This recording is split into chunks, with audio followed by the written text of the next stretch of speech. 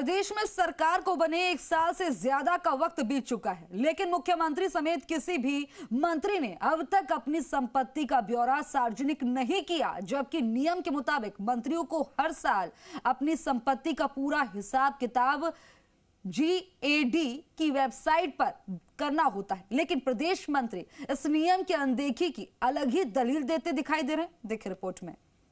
बढ़ाने का विचार रखते हैं।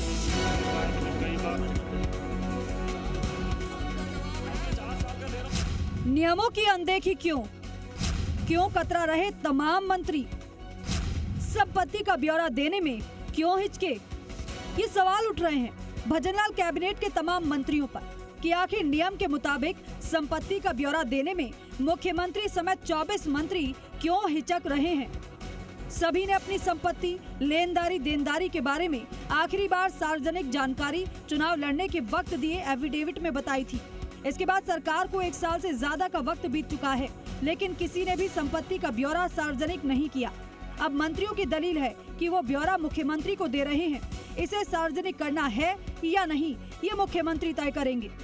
हालांकि प्रदेश में ये पहली बार नहीं है जब मंत्रियों ने ब्यौरा सामने नहीं रखा। पिछली 2 सरकारों में भी ऐसा ही हुआ, चाहे वो 2013 की वसुंधरा राजे सरकार हो या फिर 2018 में गहलोत सरकार।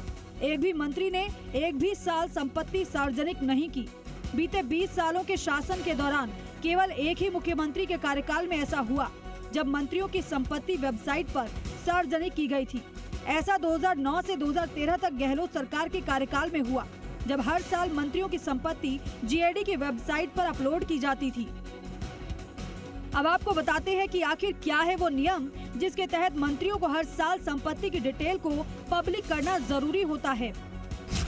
दरअसल केंद्र सरकार ने साल 2010 में संपत्ति सार्वजनिक करने का नियम बनाया था, जिसके मुताबिक केंद्र और राज्य के मंत्रियों को हर साल 31 अगस्त तक अपनी चल और अचल संपत्ति की जानकारी केंद्र के संबंध में प्रधानमंत्री को और राज्य के मामले में मुख्यमंत्री को देनी होगी। केंद्रीय गृह मंत्रालय की तरफ से इसके लिए बाकायदा तय फॉर्मेट है। मंत्रियों ने 1 साल में अपनी संपत्ति कितनी बढ़ाई, घटाई, क्या खरीदा, क्या बेचा, इन सब का ब्यौरा हर साल में सामान्य प्रशासन विभाग की वेबसाइट पर सार्वजनिक करना जरूरी होता है।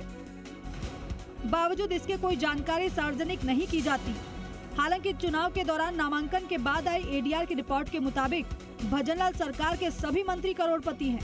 इनकी औसत संपत्ति 7.08 करोड़ रुपए है।